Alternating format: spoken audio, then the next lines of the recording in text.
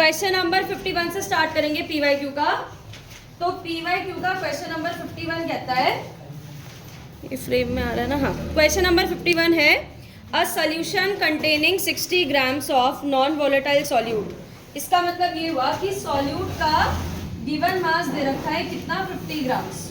तो उन्होंने बोला हुआ है अ solution containing 60 grams of non volatile solute in 250 grams of water. तो वाटर का सॉल्वेंट का मास कितना दे रखा है, 250 ग्राम्स। तो क्वेश्चन था हमारे पास, a solution containing 60 grams of non volatile solute in 250 grams of water freezes at 270.67 Kelvin. तो उसका मतलब आपको टीएफ की वैल्यू दे रखी है 270.67, 67 है कि 65 है, 67 केल्विन। और हमको पता है प्योर वाटर का फ्रीजिंग पॉइंट कितना होता है, 273.15 केल्विन। मुझे यहाँ पर कैलकुलेट करना है molar mass of the solute.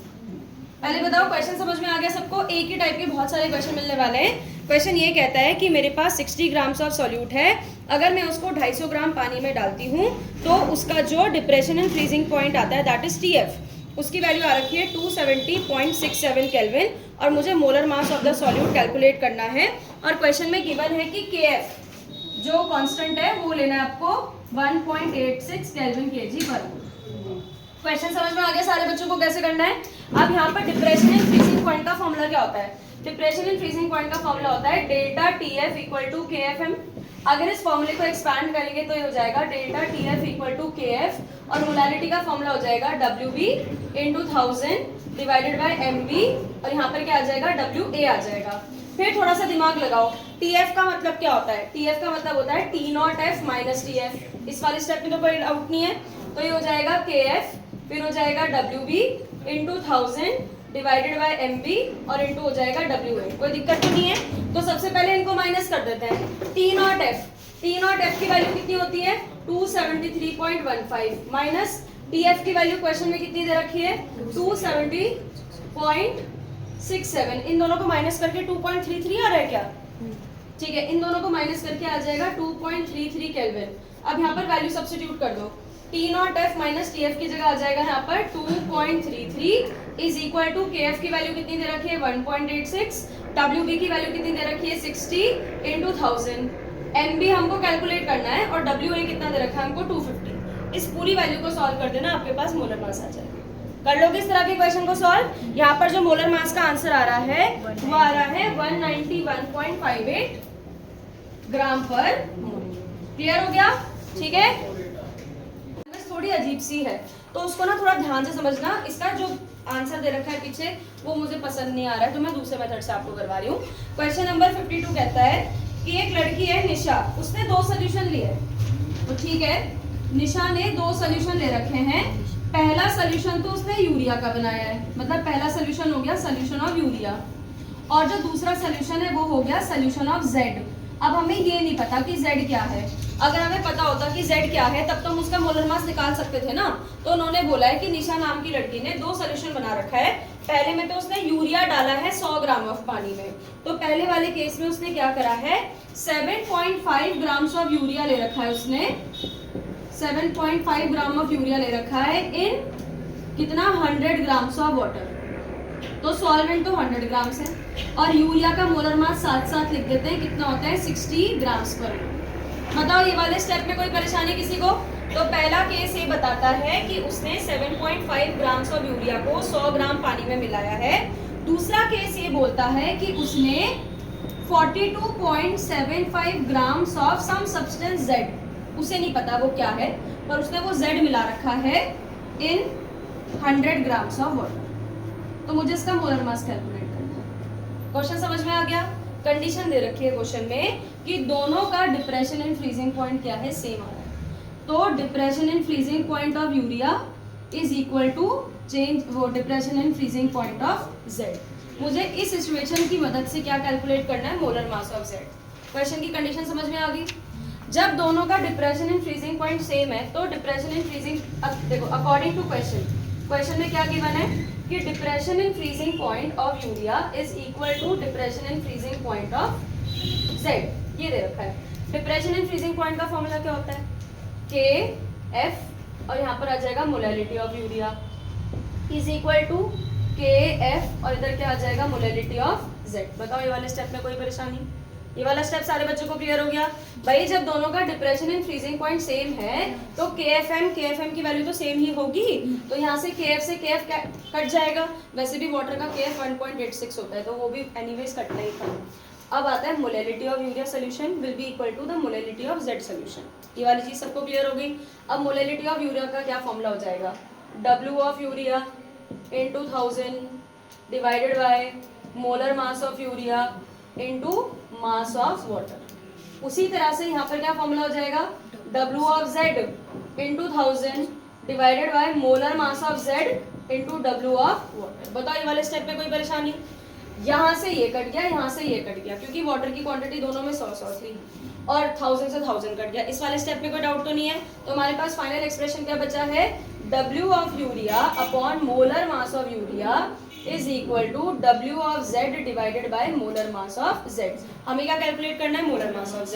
तो मोलर मास ऑफ Z का फॉर्मूला क्या हो जाएगा? W of Z into molar mass of urea divided by W of urea. अब वैल्यू सब्स्टिट्यूट कर देते हैं। W of Z कितना है?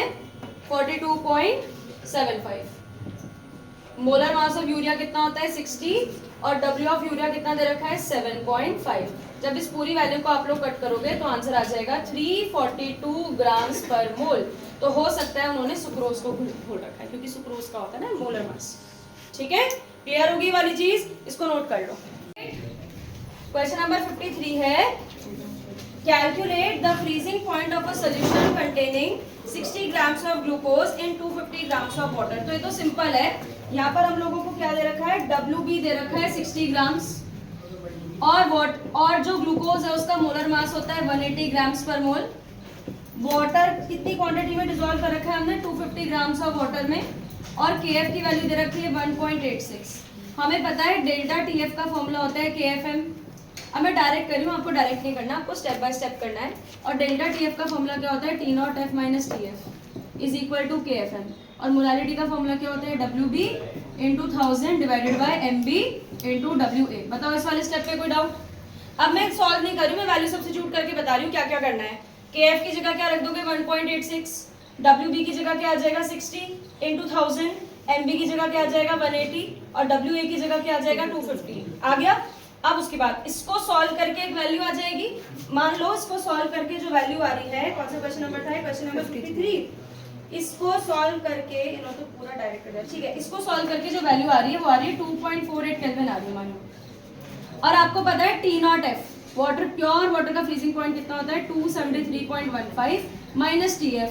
अब इसको उधर शिफ्ट कर देना, इसको उधर शिफ्ट कर देना, आपके पास TF आ जाएगा। कर लोगे सॉल्व इसको? ठीक है, फाइनल आंसर आपको पता ही पीछे क्या आ रहा होगा। ठीक है, तो उसको इस तरह से कर लेना। अब नेक्स्ट क्वेश्चन इसके बाद क्वेश्चन है a solution of glucose in water has a boiling point of 100.2 degree Celsius. अब यहाँ पर सब कुछ डिग्री सेल्सियस पे ले रखा है तो उसे केल्विन में करना पड़ेगा। वैसे ना भी करो तो कोई खास असर नहीं पड़ता, वो मैं बाद अभी थोड़ी देर में बताऊंगी। पर चलो क्वेश्चन के अकॉर्डिंग चलते हैं। इन्होंने क्या बोला है 55 क्वेश्चन में? A solution of glucose in water has a boiling point of 100.20 degree Celsius. तो इसका मतलब ये हुआ कि TB की वैल्यू कितनी दे रखी है? 100.20 डिग्री सेल्सियस। इसको केल्विन में कर दो, ना करो वैसे कोई फर्क नहीं पड़ने का, बट कर दो। इसमें 273.15 ऐड करोगे तो आ जाएगा ये 373.35 केल्विन। बताओ ये वाले स्टेप पे कोई दिक्कत तो नहीं है किसी को? और प्योर वाटर का जो बॉइलिंग पॉइंट है वो कितना होता है? 373.15। हाँ, वाटर का जो बॉइलिंग पॉइंट है वो 100 डिग्री सेल्सियस हुआ ना, तो उसमें आप 273 में ऐड कर दो। ये वाला स्टेप क्लियर हो गया सबको कि अगर आपके पास प्योर वाटर है उसका बॉइलिंग पॉइंट 100 डिग्री सेल्सियस होता है, उसको हम लोग केल्विन में कन्वर्ट करने के लिए ये वैल्यू लेकर के आ जाएंगे। अब देखो दोबारा से मैं क्वेश्चन पर आ रही हूँ। क्वेश्चन में इन्होंने ये बोला है कि अगर आप लोग ग्लूकोज को पानी में मिलाते हो तो बॉइलिंग पॉइंट कितना हो जाता है? 100.2 डिग्री सेल्सियस, मतलब 373.35 केल्विन। और प्योर वाटर का जो बॉइलिंग पॉइंट होता है वो होता है 100 डिग्री सेल्सियस। इसका मतलब ये हुआ कि 373.15 केल्विन। इस वाले स्टेप में कोई डाउट तो नहीं है? अब इन्होंने आगे क्वेश्चन में बोल रखा है कि जब ग्लूकोज को पानी में मिलाया तो बॉइलिंग पॉइंट कितना आया? इस इंफॉर्मेशन की मदद से जरा freezing point of water calculate करके बता दो कि फ्रीजिंग पॉइंट में कितना डिप्रेशन आएगा। ऐसे कैसे कैलकुलेट करना है, तो बड़ा गंदा क्वेश्चन है। देखो उसको कैसे करना है। सबसे पहले केस वन, जब हमें बॉइलिंग वाली सारी की सारी इन्फॉर्मेशन दे रखी है, हमें पता है कि डेल्टा टीबी का फॉर्मूला होता है केबीएम। क्वेश्चन में केबी की वैल्यू दे रखी है, तो मोलरिटी का फॉर्मूला क्या हो जाएगा, डेल्टा टीबी डिवाइडेड बाई केबी। और डेल्टा टीबी का फॉर्मूला क्या होता है, TB minus T not be upon क्या आ जाएगा, केबी आ जाएगा। टीबी की वैल्यू कितनी है यहाँ पर 373.15, टी नॉट बी की वैल्यू यहाँ पर कितनी है 373.35, उल्टा कर दिया मैंने, उल्टा कर दिया, 373.35 माइनस 373.15। और केबी की वैल्यू क्वेश्चन में हम लोगों को यहाँ पर दे रखी है, कितनी दे रखी है 0.552, आ गया हाँ 0.512। यहाँ से मोलैलिटी आ जाएगी। मान लो मोलैलिटी की वैल्यू फूल आ गई, ये तुम अभी पीछे आंसर से देख लेना क्या आ रहा है। मान लो मोलैलिटी की वैल्यू फूल आ गई। अब केस 2, इस इंफॉर्मेशन की मदद से हम लोग क्या कैलकुलेट करेंगे, फ्रीजिंग पॉइंट कैलकुलेट कर सकते हैं। फ्रीजिंग पॉइंट का फॉर्मूला क्या होता है, delta TF equal to KFM. KF की वैल्यू ऑलरेडी क्वेश्चन में दे रखी है 1.86 और मोलैलिटी आपका फूल आ गया। इसको सॉल्व कर देना, आपका डेल्टा टीएफ आ जाएगा। फिर टीएफ, डेल्टा टीएफ का फॉर्मूला क्या होता है, T naught F minus TF. इससे आप लोग टीएफ निकाल दो। कर लोगे इस वाले को सॉल्व, ठीक है, नोट कर लो। क्वेश्चन नंबर 56 है, एक एंटी फ्रीज सोल्यूशन है bye dissolving 31 grams of ethylene glycol. तो इथाइलिन ग्लाइकॉल कितना डिसॉल्व करा है हमने, 31 ग्राम्स। इथाइलिन ग्लाइकॉल का जो मोलर मास होता है वो होता है 62 ग्राम पर मोल। फिर आगे इन्होंने बोला हुआ है इन 600 ग्राम्स ऑफ वाटर, तो WA की वैल्यू हो जाएगी 600 ग्राम्स। हमें कैलकुलेट करना है फ्रीजिंग पॉइंट और KF की वैल्यू दे रखी है 1.86, हमें कैलकुलेट करना है TF। क्वेश्चन समझ में आ गया, कितना इजी क्वेश्चन है, 3 मार्क्स का। ऐसा क्वेश्चन आ जाए तो मजे। आप लोग अब यहाँ पर क्या फॉर्मूला लगाओगे, यहाँ पर हमारे पास फॉर्मूला होगा delta TF equal to KFM। तो delta TF equal to KF और M की जगह क्या आ जाएगा, WB into 1000 divided by MB into WA।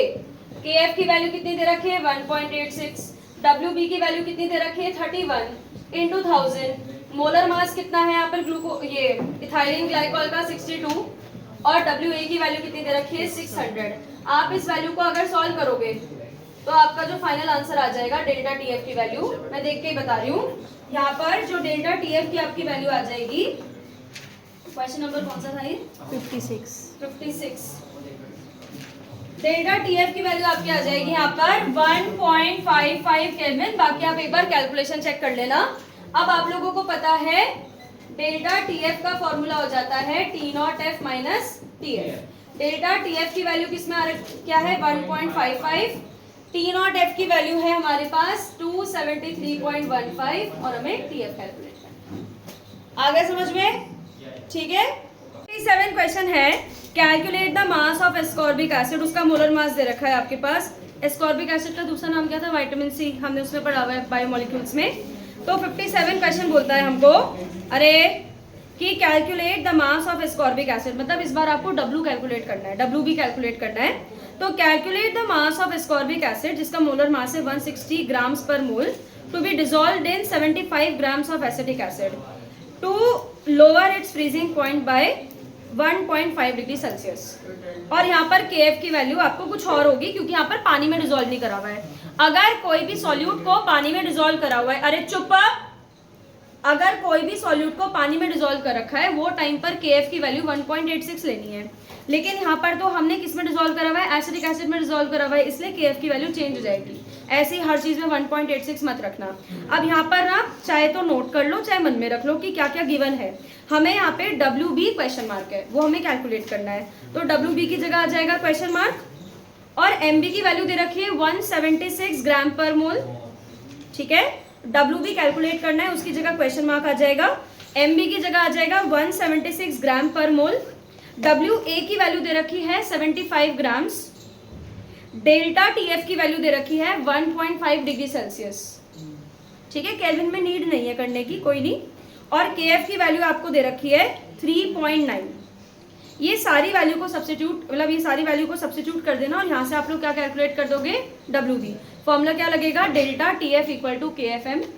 फिर आपको डेल्टा TF की वैल्यू ऑलरेडी गिवन है यहाँ पर 1.5, KF आपको पता ही है, मोलारिटी का formula WB into 1000 upon MB into WA। तो यहाँ से आप लोग क्या कैलकुलेट कर दोगे, WB। जो आपका फाइनल आंसर इसमें, जो आपका यहाँ पर फाइनल आंसर आएगा वो आएगा 5.07 ग्राम्स, 5 ग्राम के लगभग आ जाएगा, तो सही है आपका आंसर। ठीक है, देखो 58 क्वेश्चन क्या है। 58 क्वेश्चन बोलता है 1 gram of a non electrolyte solute, मतलब नॉन इलेक्ट्रोलाइट सॉल्यूट है तो वांट ऑफ फैक्टर का कोई चक्कर भी नहीं है इसमें। तो उन्होंने बोला है कि 1 gram of non electrolyte solute है, अगर मैं इसको 50 ग्राम बेंजीन में डालती हूँ तो उसका जो फ्रीजिंग पॉइंट है वो 0.40 केल्विन रिड्यूस हो जाता है। मतलब आपको डेल्टा TF की वैल्यू गिवन है 0.40 केल्विन। ये वाली चीज क्लियर है। और 1 gram of a non electrolyte, अब नॉन इलेक्ट्रोलाइट का नाम ही नहीं पता क्या है, तो शायद से उसी का मोलर मास निकालना होगा, वो ये क्वेश्चन। तो क्वेश्चन ये बोल रखा है कि अगर मेरे पास 1 ग्राम नॉन इलेक्ट्रोलाइट है, उसको मैं 50 ग्राम बेंजीन में डालती हूँ तो उसका जो फ्रीजिंग पॉइंट है वो 0.40 केल्विन रिड्यूस हो जाता है। और आपको KF की वैल्यू दे रखी है, आपको molar mass of the solute calculate करना है। तो अब देखो तुम्हें क्या क्या गिवन है। सबसे पहले WB की वैल्यू गिवन है 1 ग्राम, चाहे साथ साथ लिख दो, आसानी हो जाएगी। WB की वैल्यू आपको दे रखी है 1 ग्राम, MB के आगे क्वेश्चन मार्क, वो हमें कैलकुलेट करना है। WA की वैल्यू आपको दे रखी है 50 और डेल्टा TF की वैल्यू आपको दे रखी है 0.40, KF की वैल्यू आपको दे रखी है 5.12 और आपको कैलकुलेट करना है MB मतलब मोलर मास। यहाँ पर फॉर्मूला क्या लग जाएगा, delta TF equal to KFM। Delta TF की जगह आ जाएगा 0.40, KF की जगह आ जाएगा 5.12 और फिर मोलारिटी का फॉर्मूला लगा दोगे WB into 1000 divided by MB into WA। यहाँ से आप क्या कैलकुलेट कर दोगे, MB कैलकुलेट कर लोगे, जिसका आंसर आना चाहिए 256 ग्राम्स पर मोल। तो हो सकता है S8 डिजोल्व कर रखा हो, क्योंकि S8 आप ऐसे समझ भी सकते हो, थोड़ा अंदाजा भी लगा सकते हो। बेंजीन किस में डिजोल्व करा हुआ है, बेंजीन में करा हुआ है ना। बेंजीन है नॉन पोलर, नॉन पोलर में नॉन पोलर ही तो डिजोल्व हो जाएगा, तो हो सकता है ये सल्फर का मॉलिक्यूल डिजोल्व कर रखा हो। सल्फर का फॉर्मूला S8 का फॉर्मूला 256 है, तो हो सकता है ये, क्योंकि 256 उसका याद आ रहा है मुझे, इसके अलावा बहुतों का होता है इसके अलावा।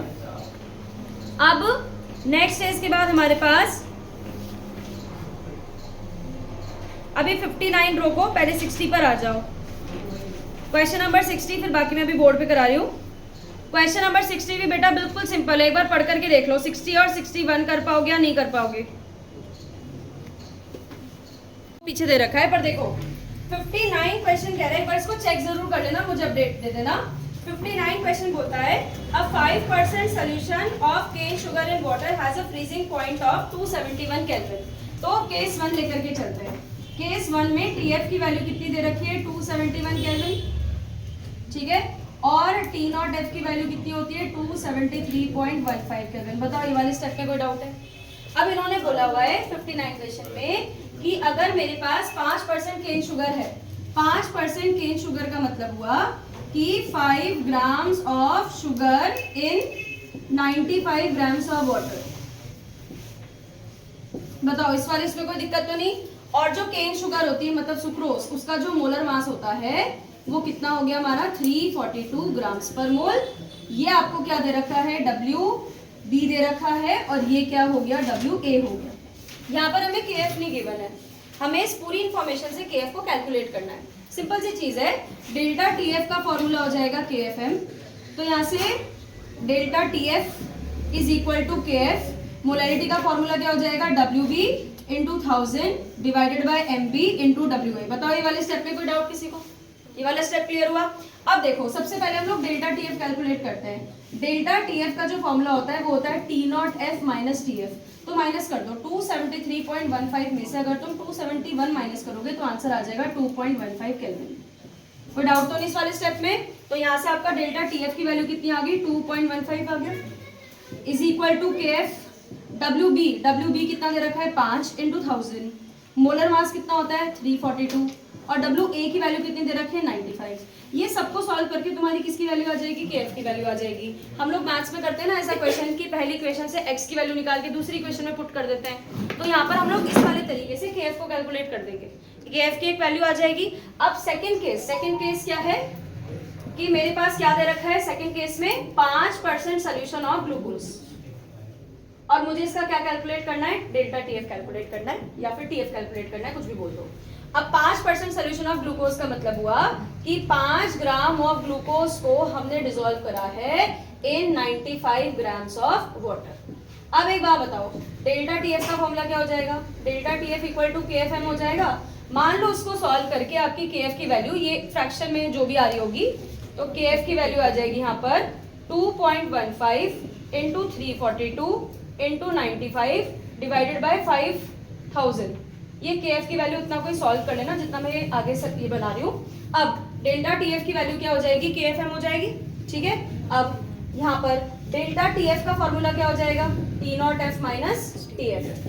केएफ जो भी अभी वैल्यू आएगी, मोलैलिटी का फॉर्मूला क्या हो जाएगा? W B into 1000 divided by M B into W A. लेकिन इस बार क्योंकि पूरी की पूरी बात ग्लूकोज की हो रही है तो सारी वैल्यू हम लोग ग्लूकोज की रखेंगे। मतलब सुक्रोज के सहारे हमने केएफ निकाला और उस केएफ को हम लोग ग्लूकोज में पुट कर देंगे। समझ आ गई बात सबको? तो यहाँ पर क्या हो जाएगा?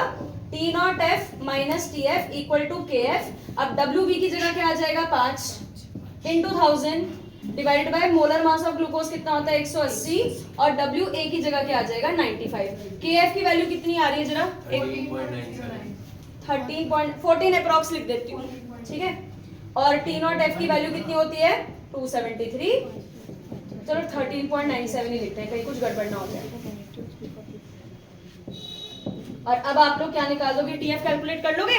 इस तरीके से इसको सॉल्व करना है। आ गया समझ में सबको? ठीक है। सुक्रोज की मदद से निकाला केएफ, और वो सुक्रोज का जो केएफ है, क्योंकि दोनों को पानी में मिला रखा है ना, सॉल्वेंट तो सेम ही है दोनों का, तो सुक्रोज की मदद से जो केएफ निकाला है उसे ग्लूकोज के फॉर्मूले में रख देना है ताकि उसका जो भी डिप्रेशन एंड फ्रीजिंग पॉइंट है वो निकाला जा सके। सेम ऐसे ही क्वेश्चन अगर एलिवेशन एंड बॉइलिंग पॉइंट का आएगा तो सेम आपको ऐसे ही करना है। अगर सेम क्वेश्चन होता, एक तरफ सुक्रोज होता एक तरफ ग्लूकोज होता, तो सुक्रोज के सहारे तुम लोग केबी कैलकुलेट करते, फिर उससे आप लोग उस वैल्यू को किसमें पुट कर देते? ग्लूकोज को पुट करते। आगे बात समझ में सबको? इस तरीके से करना है। सेम इसी तरह से 60 क्वेश्चन भी है, 61 क्वेश्चन भी है। एक बार इसको घर पे ट्राई जरूर कर लेना कि आंसर सही आ रहा है या नहीं आ रहा। अब आता है हमारे पास क्वेश्चन नंबर 72। अरे आवाज नहीं। Question number 70। हाँ कोई बात नहीं, रेस्ट कर लियो। अब देखो क्वेश्चन नंबर 72 है हमारे पास। 6 gram of solution of glucose is isotonic with 2.5% solution of an unknown organic substance. Calculate the molecular weight, मतलब मोलर मास कैलकुलेट करना है of the unknown organic substance. अब क्वेश्चन के अकॉर्डिंग क्या है? क्वेश्चन के अकॉर्डिंग है कि आइसोटोनिक का क्या मतलब होता है? आइसोटोनिक का मतलब होता है दो सॉल्यूशन जिनका सेम ऑस्मोटिक प्रेशर हो। ये है। तो क्वेश्चन में इन्होंने बोला हुआ है कि एक तो हमारे पास ग्लूकोज है और दूसरा हमारे पास अननोन सॉल्यूशन है, दोनों आइसोटोनिक है एक दूसरे के लिए। इसका मतलब ये हुआ कि osmotic pressure of solution of glucose is equal to osmotic pressure of unknown solution. बताओ इस वाले स्टेप में कोई डाउट? अब हाँ, पाई मतलब ऑस्मोटिक प्रेशर, और पाई का जो फॉर्मूला क्या होता है वो होता है सीआरटी। तो ये हो जाएगा molarity of glucose into R into T is equal to molarity of unknown solution into R into T. ठीक है। टेम्परेचर से टेम्परेचर कट जाएगा, गैस कांस्टेंट से गैस कांस्टेंट कट जाएगा, तो हमारे पास क्या बनेगा? Molarity of glucose is equal to molarity of unknown. बताओ ये वाले स्टेप में किसी को कोई डाउट? क्लियर हुआ ये? अब वैल्यू सब्स्टिट्यूट कर दो। मोलैरिटी का हमारे पास यहाँ पर फॉर्मूला क्या है? WB इनटू, और दोनों को मिला रखा है क्या उन्होंने पानी में? इन्होंने ऐसा कुछ दे रखा है गैस में। एक सेकेंड रुको, उसकी वैसे नीड तो हमें पड़ेगी नहीं, ऐसा उन्होंने और कुछ नहीं दे रखा है। ओके, अब इधर देख लो, तो ये हो जाएगा WB into 1000 divided by MB into volume, और इधर हो जाएगा हमारे पास W of unknown into 1000 divided by molar mass of unknown, और यहाँ पर क्या आ जाएगा? Into volume. बताओ ये वाले स्टेप में कोई डाउट? ये वाला स्टेप क्लियर हुआ? अब देखो, सबसे पहले ग्लूकोज का यहाँ पर है 6% सोल्यूशन, तो 6% सोल्यूशन का मतलब हुआ 6 grams of glucose in 100 grams of solution. ये तो हुआ इसका मतलब। और जो अननोन वाला है वो कितना दे रखा है? 2.5%। इसका मतलब हुआ 2.5% of unknown substance in 100 grams of solution. तो दोनों में सोल्यूशन का मास तो उतना ही है, उन्होंने सॉल्वेंट अलग तो बता नहीं रखे हैं, तो सॉल्वेंट भी सेम मानेंगे। मान लो सॉल्वेंट वाटर है, कुछ नहीं दे रखा है, सॉल्वेंट वाटर मान करके चल लो। तो एक बात बताओ, इसकी तो नीड भी नहीं है, तो कट गए, इससे ये कट जाएगा, इससे ये कट जाएगा। जब दोनों के दोनों वॉल्यूम ऑफ द सोल्यूशन, तो यहाँ पर भी 100 ग्राम इंटू डेंसिटी हो जाएगी, यहाँ पर भी 100 ग्राम इंटू डेंसिटी हो जाएगी, तो ये कट गए। अब WB की वैल्यू कितनी दे रखी है, ग्लूकोज कितना है 6, ग्लूकोज का मोलर मास कितना होता है 180, is equal to W of unknown कितना दे रखा है 2.5। हमें molar mass of unknown calculate करना है। अभी हो नहीं सकता क्या कैलकुलेट, आराम से हो जाएगा। तो मोलर मास का फॉर्मूला हो जाएगा यहाँ पर 2.5 इंटू 180 डिवाइडेड बाय 6। फटाफट कैलकुलेट करके बता दो कितना आ जाएगा। 75 आ रहा है, पीछे भी आंसर 75 है क्या, ये बार चेक कर लो। यकीन सा नहीं हो रहा है मुझे, इतना इजी क्वेश्चन आ रखा है, कहीं फंस ना जाए हम लोग। 75 ग्राम 75, ठीक है, ऐसे कर। आ गया ना समझ में सबको, ठीक है। कोई स्टेप में डाउट है तो बताओ।